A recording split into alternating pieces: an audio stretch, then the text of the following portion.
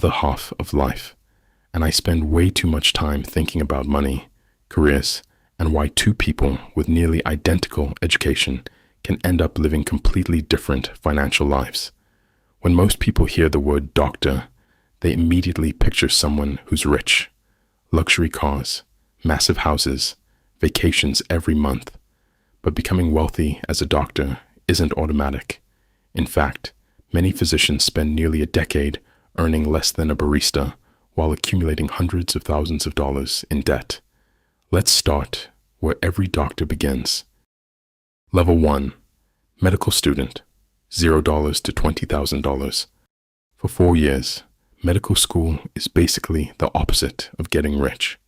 Instead of earning a paycheck, you're paying one.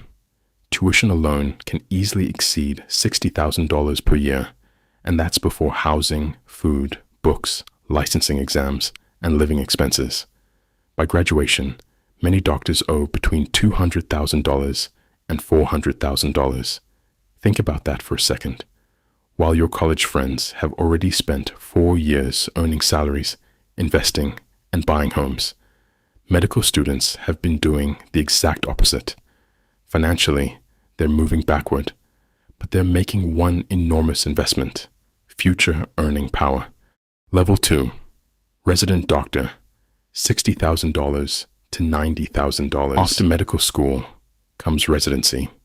This is where doctors finally start earning money. Sort of. Residents often work 60 to 80 hours every week. Some specialties push even higher.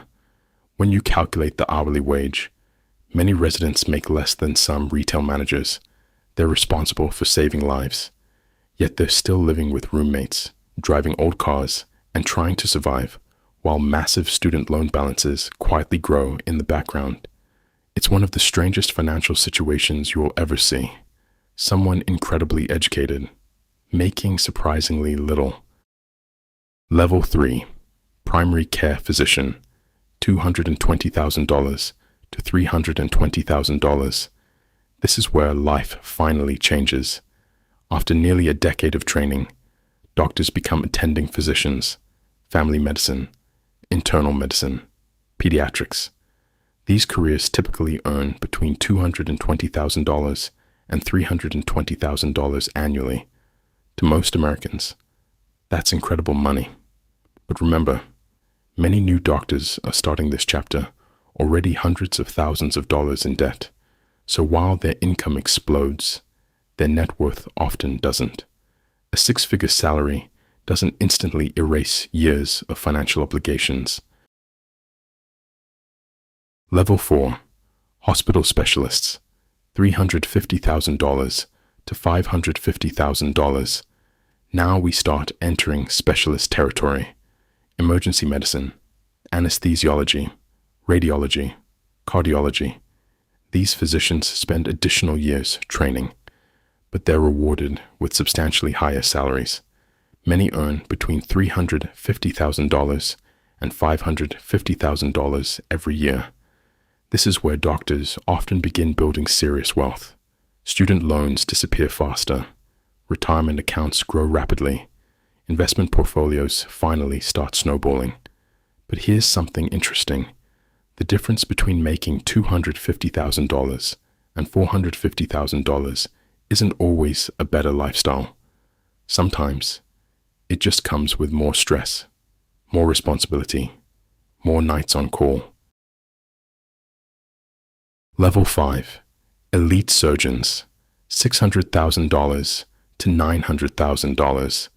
Now we're talking about the highest paid medical specialists: orthopedic surgeons, neurosurgeons, plastic surgeons, cardiothoracic surgeons. These are some of the most technically demanding careers on earth. Years of extra training, constant pressure, life or death decisions, and salaries that frequently reach $600,000 to $900,000 annually. To reach this level, many doctors spend over 15 years in education and training. It's an enormous commitment, but financially, very few professions compete. Level 6. Practice owners, $1 million plus. Here's the level most people never think about: the doctor who stops selling only their own time. Instead, they own the business: private practices, surgery centers, medical spas, urgent care clinics, diagnostic imaging centers. Now they're earning from an entire organization instead of a single salary. Every additional physician, every additional patient, every efficient system can increase profits. This is where many doctors cross into seven-figure incomes, not because they became better doctors, but because they became business owners. It's the exact same shift we see in almost every high-income profession. Ownership changes everything. The hidden cost. But there's another side to this story. Higher income doesn't automatically create wealth. Some doctors earning $700,000 still live paycheck to paycheck. Why?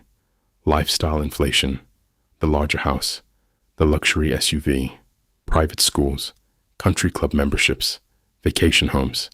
As income rises, so do expectations. It's surprisingly easy to spend almost everything you earn.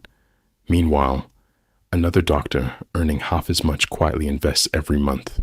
20 years later, the lower earner might actually have the higher net worth. Income creates opportunity. Habits create wealth.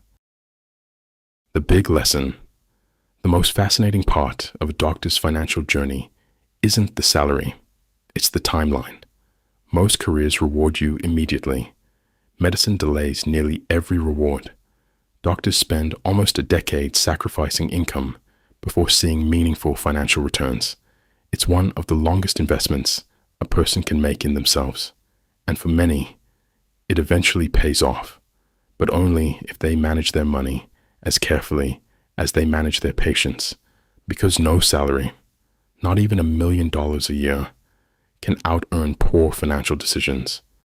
So the next time someone says, "Doctors are all rich," remember this: some are buried under student loans, some are just beginning their careers, some earn millions through ownership, and many are somewhere in between. The white coat doesn't tell you someone's financial story. Their decisions do. If you enjoyed this breakdown and want to see salary levels for other careers, from lawyers to software engineers to airline pilots, subscribe, because we're just getting started.